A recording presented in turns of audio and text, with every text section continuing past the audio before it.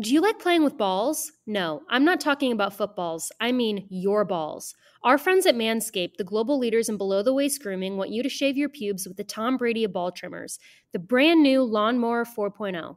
Only the GOAT technology for the greatest balls of all time. When you're going towards the end zone, make sure you use the right tools for the job and choose Manscaped. 2 million men worldwide trust them, so join the movement with our exclusive offer by using code DTR at manscaped.com for 20% off plus free shipping. Stafford under pressure, gonna tuck it in. He's in. Darrell Henderson, he's off and running. Has Woods, touchdown. Cooper Kupp just went up and took it away. Van Jefferson for the touchdown. Aaron Donald smothers him. Jalen Ramsey put the pop on. Sacked by Leonard Floyd, having a day again. Darius Williams with a diving hit. Jordan Fuller comes up with his second interception of the night. All right, guys, welcome back to Downtown Rams. As always, I'm your host, Alexis Kraft, joined here with my co-host, Jake Ellenbogen. And guys, with the NFL season here, you need a sportsbook with integrity and longevity like BetUS. You may already know this, but BetUS have been pioneers in the sportsbook industry for almost 3 decades, thriving and paying their loyal customer base. That is betus.com, and they have loads of bonuses. Join now or call 800-69-BET-US. That is 800-MY-BET-US. You receive a 125% sign-up bonus by using bonus code RAMS125. They've re-up and referral bonuses also. BetUS is known as America's favorite sportsbook for a lot of reasons. BetUS has all your NFL games with team and player props and loads of futures. You can bet UFC matches, props, PGA golf, round matchups, and live betting on most sports as well. The online casino has hundreds of games, and the racebook has all your horse tracks. They have every bet type imaginable, and the Sharp BetUS mobile platform is easy with full betting options. Follow my lead and get your phone, online, and social sports betting partner with integrity and longevity like I did. BetUS. You bet, you win, you get paid. BetUS. So, Jake, we are coming to everyone live after a Rams win in Indianapolis against the Colts. And let's be real, it was not a very pretty win, but it was a win. So we're going to kind of break down that game and what we noticed.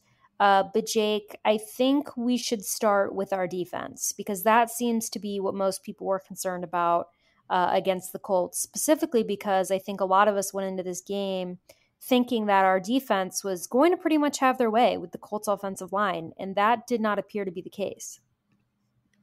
Yeah, it was a very interesting game. I just got to give a shout out. I did this on the live stream to Eric Fisher, who's coming off a torn Achilles in January, who went out there and balled out. He really shut down Justin Hollins. Was really impressed with him. Obviously it's great to see him on the field, but the fact that he was able to shut down Justin Hollins after Hollins had his best game was impressive. On the other side, you look at Julian Davenport, he was not impressive. And, I thought Leonard Floyd just had a huge game. And look, he didn't end up with 8 sacks or anything crazy like that. But it's the pressure. And furthermore, he generated a lot of holds that just weren't called. So, I thought that the defensive line, Aaron Donald just had his way with, in my opinion, Quentin Nelson all game long. Like I said, they weren't calling any holds. He dominated Mark Lewinsky, Ryan Kelly. The Rams really dominated the Colts offensive line. But the Colts, their defensive line, I was surprised. I thought Brian Allen did a great job against, DeForest Buckner and Grover Stewart. And we talked about that being, a key matchup.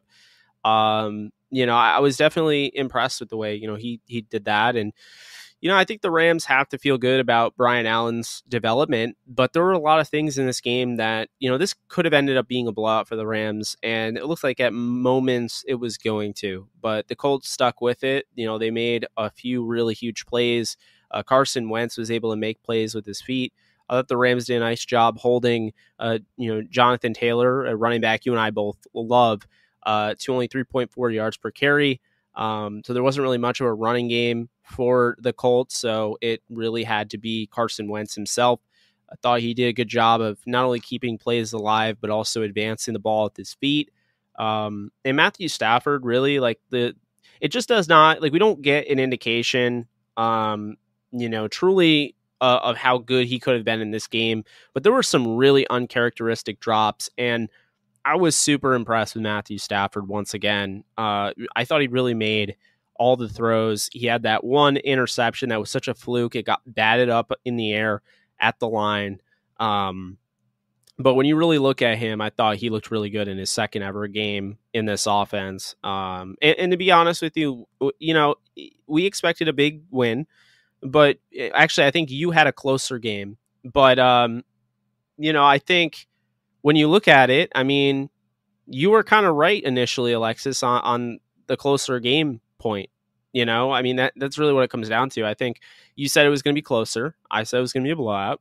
You were right. So, anytime you're able to win a game on the road against a good football team, I think the Colts are legit. I know they're 0-2, but they just lost the Rams and Seahawks. They'll be battling for that division. So, win's a win, and, they all count the same, including, the Buccaneers 48 points on the Falcons. They're both 2-0. Yeah, I mean, I think a lot of people were very surprised with the way that the Colts played. But I mean, honestly, and I hate to say it, in my honest opinion, the game was so close, not really because the Colts played so well. It was because the Rams kind of played down, in my opinion, especially our defense. I am not super thrilled with the way that our defense played. I feel like they are a lot better than what they showed last game. I think that we had moments, for example, you look at the first drive, the Colts started out with the ball, the Rams were on defense, and we just let them march down the field. Now we put up a really impressive goal line stand, which was incredible and obviously saved the Colts from scoring a touchdown. But the fact that the Colts got down the field the way they did was a little concerning to me, especially because it continued to happen throughout the game, especially because the run defense throughout the whole game was pretty bad. And, I understand the Colts have a pretty decent, running back duo with Jonathan Taylor and Naheem Hines. But I just felt like the defense wasn't particularly on it, with the exception of a few big plays. I mean, obviously Jalen Ramsey had a big play, and some others that are slipping my mind at the moment. But yeah, just was kind of a little surprised. It took me back a bit, the way that the defense played. I felt like our defense at several points during the game started to fall apart. And that's obviously never good. And our offense was there to save them. I mean, particularly, obviously, Matthew Stafford and Cooper Kupp, which we'll talk a little bit about later when we talk about the offense. But I do think that a lot of people were surprised at the way that our defense played.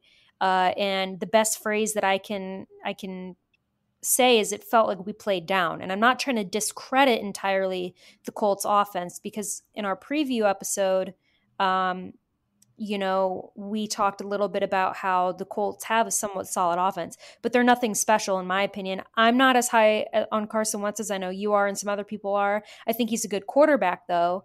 I just didn't see how it was possible for our defense to allow the Colts offense to kind of run over us the way that we did. I mean, and we won that game by 3 points. So it was a pretty even game. If you look at the score, should not have been that close because there was a lot of plays our defense gave up. So just before we move on to the offense, I just kind of want to hear your thoughts on maybe why the defense, kind of wasn't able to have the impact that we felt like they were going to have. Well, I don't know if I agree, because they only give up 17 points. Keep in mind the special teams gimme touchdown, so that kept it close. On top of that, the interception batted at the line by Stafford put them right in that range. So those points they gave up on that drive, they were backed against the wall. The Colts are already at like the 30-yard line. And then you look and you're like, I mean, I tweeted this out, comparatively to last year, Raheem Morris's defense is giving up fewer yards fewer points, has more interceptions and more sacks than Brandon Staley's did last year. And I think they're definitely comparable opponents too. It's not like, the Rams this year are going up against like the worst teams in the league. I mean, I think, the Bears were a playoff team last year. The Colts were a playoff team last year. Raheem Morris defense, of course, is going up against those guys. Then you look at, last year with Brandon Staley, you have the Cowboys and you have the Eagles. I think they're both, they're comparable.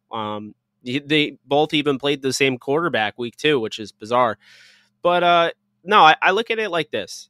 I think Raheem Morris is, first off, this is not going to be the finished product. This is not finished product. The defense will get better over time. But he looks better right now. This defense looks better or as good as, Brandon Staley's did last year, despite losing John Johnson, despite losing Troy Hill, despite trading away Michael Brockers. There are different players. They're rolling with a second year player, a 6th round pick last year in Jordan Fuller, to be the green dot, to be the guy that's making those signals on the defensive side of the football.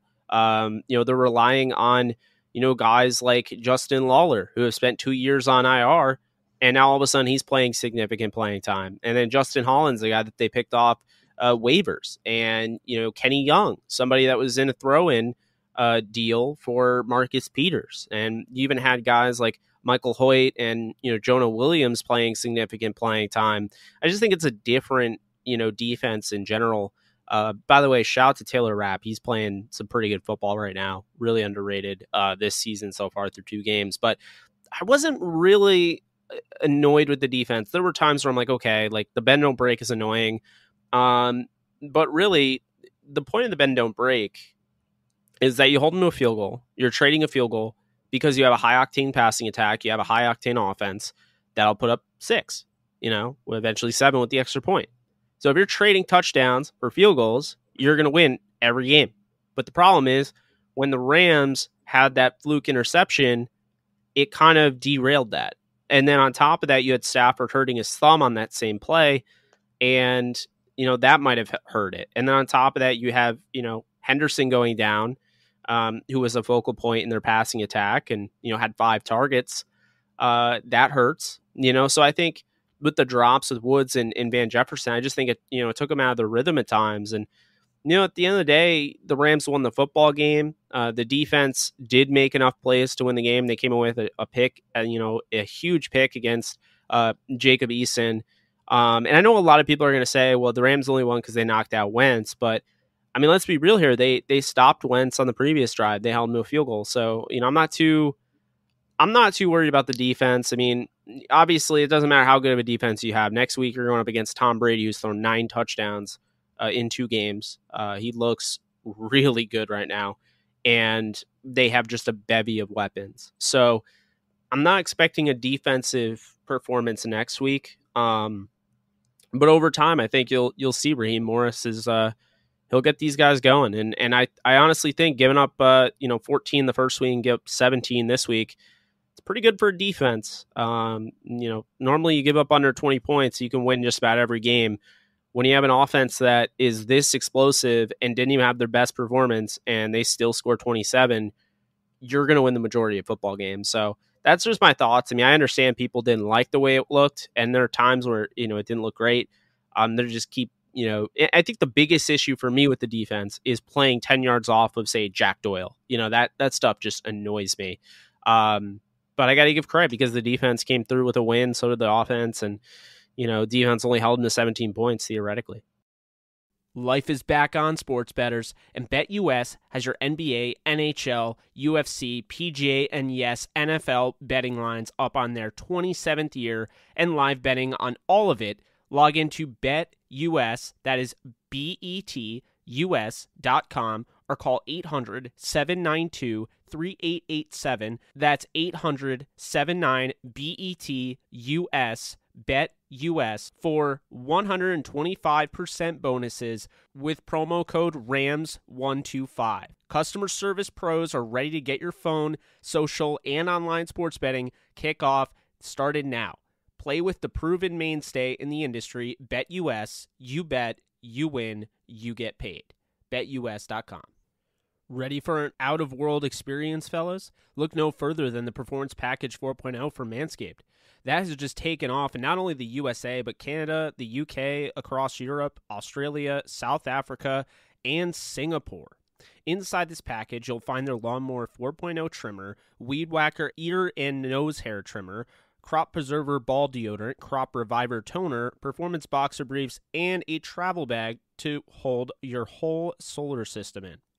First scheduled for liftoff, new Lawnmower 4.0 trimmer, this spaceship is here to guide you on a journey to trim your body, balls, butt, and even your anus. This 4th generation trimmer also features a cutting-edge ceramic blade to reduce grooming accidents thanks to our advanced skin-safe technology. The Lawnmower 4.0 has a 7,000 RPM motor and a new multifunction on and off switch that can engage a travel lock and is even waterproof. The Lawnmower 4.0 also has a 4000K LED spotlight you can turn on and off when needed for a more precise shave throughout your travels across the universe. The Performance 4.0 also includes the Weed Whacker. It's like having a little astronaut to chop your worst weeds up the top of your nose and your ears. The Weed Whacker is also waterproof and uses a 9,000 RPM motor-powered 360-degree rotary dual-blade system. This nose and ear hair trimmer provides proprietary skin-safe technology, which helps prevent nicks, snags, and tugs in those delicate holes.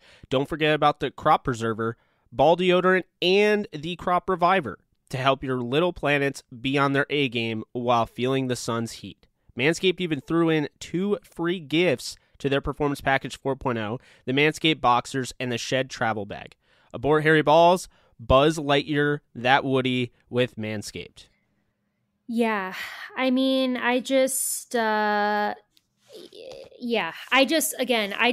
like there was a lot of moments that looked really sloppy to me on defense, especially because we have such a talented defense that you just wouldn't expect them to kind of play the way that they did. But like you said, regardless, we got the win. Obviously, though, it's the type of stuff like you mentioned, playing so far off players, stopping the run. Those are things that we're going to have to do, and we'll get into it more in our next episode against Tampa Bay, because we will be facing obviously a much better offense in Tampa Bay than we've faced against Indianapolis. I mean, the reigning Super Bowl champs, which again, we'll cover in our episode when we preview that game, but just some stuff that was concerning that we hope we can fix going into that game. But now let's talk a little bit about the offense, and you kind of touched on it a little bit.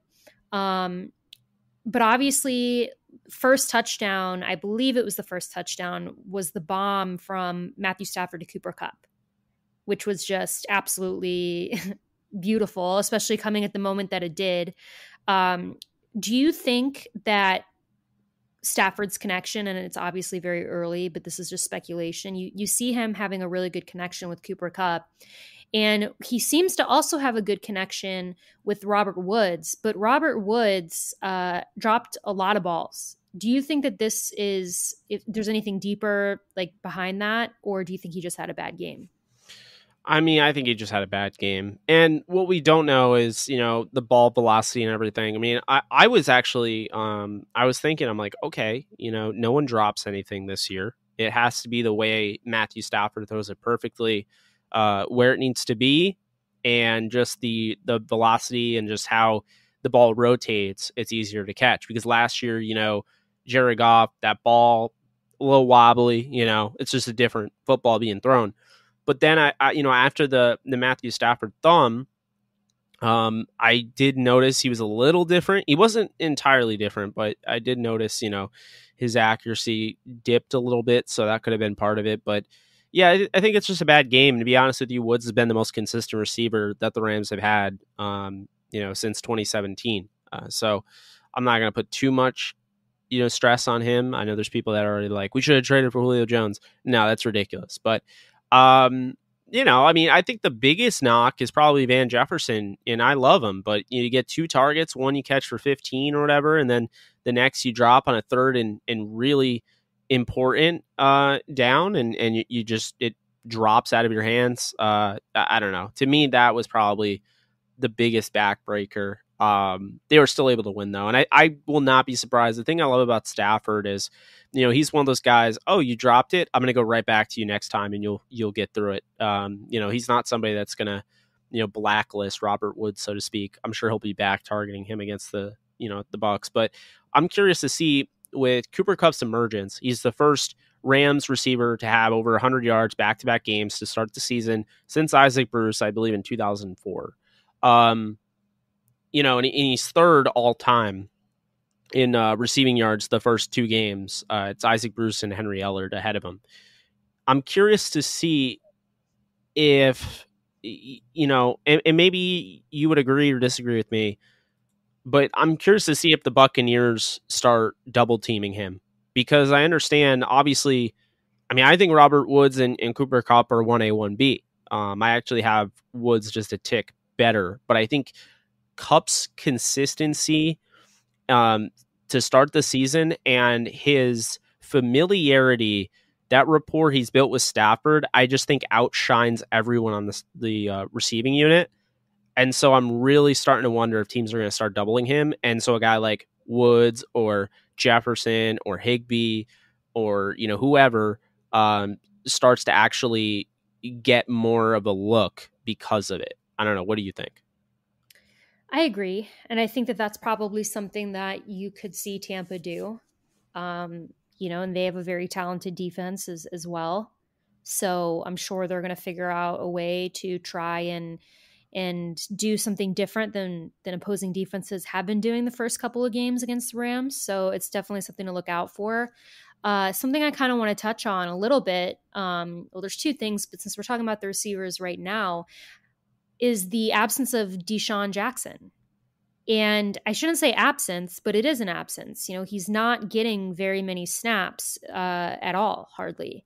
And something that I said before the season, and something that a lot of people disagreed with me about, is I said that Deshaun Jackson is wide receiver 4. And a lot of people said, no, he's wide receiver 3 ahead of Van Jefferson. But Van Jefferson is getting far more snaps than Deshaun Jackson is. And, today, Sean McVay, and I don't have the exact quote in front of me, but Jordan Rodriguez, who is excellent and covers the Rams, she tweeted this, that McVay said today in a presser that his lack of snaps are not due to injury. It's simply because they need to figure out how to get him involved more. So again, it just kind of goes to the question, a lot of people, when the Rams signed Deshaun Jackson, I keep saying Watson, because I was just reading an article about him. You just want him to go to the Miami Dolphins. I get it. I understand. No. Deshaun Jackson, although the Deshaun Watson thing, I don't think he's playing this season, by the way. Tyrod Taylor, this is not Rams related, but is he not killing it with Houston? He's now out for the next, I don't know how many weeks. Taylor? Tyrod Taylor, yeah. Oh my God. Yep, Davis Mills is going to start on Thursday. I feel so bad for him. Crazy. I was just reading an article about all the moving parts with the Texans, so sorry. But anyways, we're talking about Deshaun Jackson.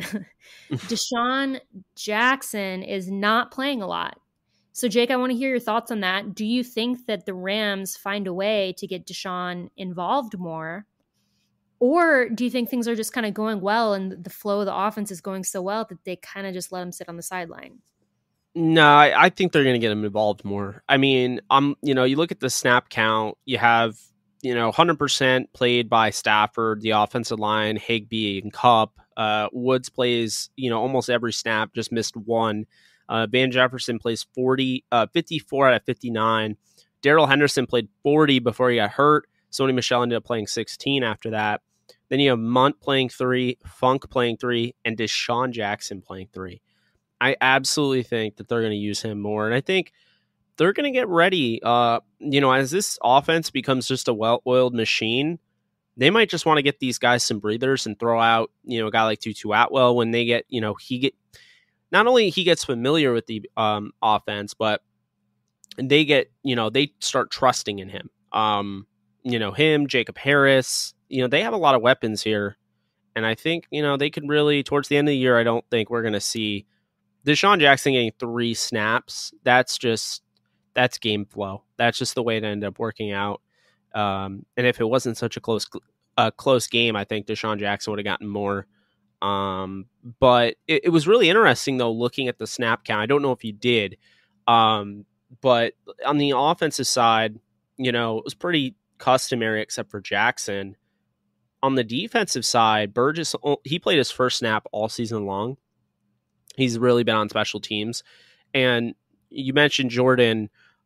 She was saying how, it's not really anything that he's not injured. He's not being held back or anything like that. It's more so, they just haven't really figured out a way to utilize him in their, sub packages yet. Taylor Rapp, as I mentioned earlier, has been balling out. I haven't really been too impressed with Jordan Fuller the last 2 games. They did actually get a lot of snaps, the last 2 games for Robert Rochelle, who he's the guy you and I really liked when they drafted him. He's somebody, in my opinion, that, I thought he could really challenge for the nickel role. And then I kind of backed off it a little bit. I thought, okay, this guy's a former receiver. He's going to have to develop at corner. And here he is playing 14 snaps in week 2 on the road. That's something to keep in mind. Michael Hoyt played 6. Jonah Williams got in 11 snaps. Nick Scott came in for 13. So, I mean, they're rotating more on the defense, which makes sense, but way more on the defense than the offense. It's not really close. Yeah, and to kind of close this out, I think, we would be remiss if we didn't bring up Darrell Henderson, because he suffered an injury during the game, and it appears to be a rib injury. Jordan Rodriguez also reported that it was a rib cartilage injury, and that Sean McVay said that he hopes Darrell Henderson will be good to go Sunday. I mean, he didn't rule him out by any means, but that type of injury it takes time to heal. And the best way, I think, to heal that is obviously to not do anything. Yeah. So we'll see. The Rams did sign rookie Javion Hawkins to our practice squad. He has spent time with the Falcons and the Titans. And, I really liked him as a prospect, Javion Hawkins. It's obviously a little concerning that he has been cut by both the Falcons and the Titans, and now he is on our practice squad. I mean, I haven't seen any footage, obviously, from him with those 2 teams, but it indicates that he, didn't make the cut on either. So not a great sign, but it doesn't necessarily mean it's a bad sign. It could just not have been a good fit. Obviously, if Henderson is not good to go, Sony Michel is running back 1. And honestly, even if Henderson is good to go against Tampa, I think Michel is going to be running back 1, because Henderson's not going to be 100% by Sunday with that injury. So I think if he plays, he is going to be on a snap count. He is going to see limited action. So I think that it's going to be Sony Michel's day against Tampa. And then I think obviously Jake Funk is going to get a lot of work, more than usual. But do you think that there's even a remote chance that Javion Hawkins makes the active roster, simply just for depth on Sunday, especially if Darrell Henderson doesn't play? I mean, I definitely think they did that. I think he's going to be activated, or at least him or Buddy Howell, who is the other running back, because they just terminated the contract of Otis Anderson. So he's no longer on the practice squad. If you're doing that to me does say that there is a question mark whether or not Henderson's going to be fully healthy. And look, I mean, Javion Hawkins should have been drafted. He was my 15th running back in the draft. I had like a 5th round grade on him. Really liked him coming out of Louisville. Thought he had a little bit of everything. And I think the thing the Rams like about him, and obviously rightfully so, is he can hold his own in pass pro. And so that'll keep him on the field if they want to use him. But yeah, this is Sony Michel's backfield as long as Henderson's out. And unfortunately for Henderson, this is one of those, next man up. It's the next man up league. And, if Henderson, that injury ends up being serious, or even if it doesn't, all it takes is for Sony to go off against Tampa and you have a running back controversy. So we kind of knew this was going to, potentially prop up as, slowly but surely Sony Michel learned the offense. But, I don't think we knew it would be this soon. It is a real freak rib cartilage injury. So again, I can't stress that enough. I mean, Cam Akers had that last season. That's not really being injury prone, so to speak. That's just, weird things happen on the football field. Got put in a weird position, but he is going to be a loss if they don't have him. I just think that Sony Michel, if you're looking like fantasy wise and all of that, Sony Michel, you definitely need to make sure you add him to your team right now, because at the very worst, he's going to have probably a I'd probably say a timeshare with Darrell Henderson. I think they'll split it 50-50. If he gets hurt and, if Henderson doesn't go the next like 3 weeks and, you look at Sony Michel and he plays pretty good, he doesn't have to blow up or anything, then you're looking at a timeshare. But if he blows up, I mean, he could be the beneficiary to this. And it's definitely something to keep in mind. I mean, he came in and instantly played snaps. They did not have confidence in giving the ball to Jake Funk. He played 3 snaps and didn't get the ball, but they gave it to a guy that's been in the organization for, let's call it, 3 weeks. He barely knows the offense, and here he was in crunch time, carrying the rock for 10 times for 46 yards. I mean, it says a lot about their confidence already in a guy that's only been on the roster for 3 weeks.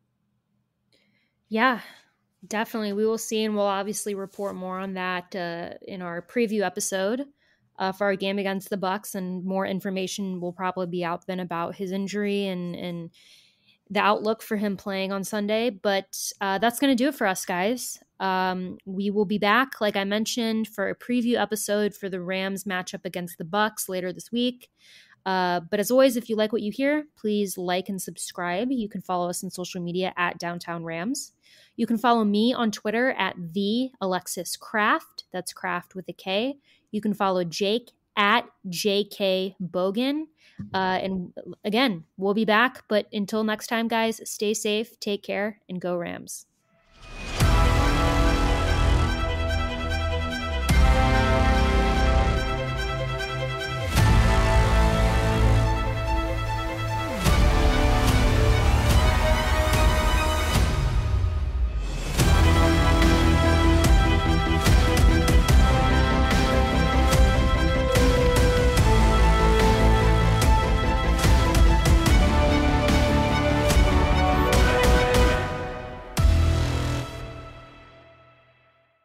Bet with the 3-decade leader, BetUS. Join now for 125% bonus or 200% bonus with crypto using promo code RAMS125.